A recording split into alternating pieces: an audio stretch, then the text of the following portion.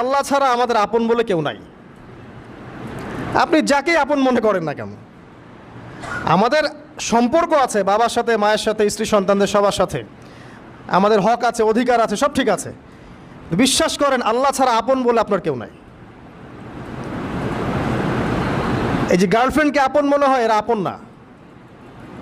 স্ত্রী সন্তানদেরকে খুব আপন মনে হয়, আপনার মৃত্যুর পর 40 দিন সময় লাগবে না সব ভুলে যেতে।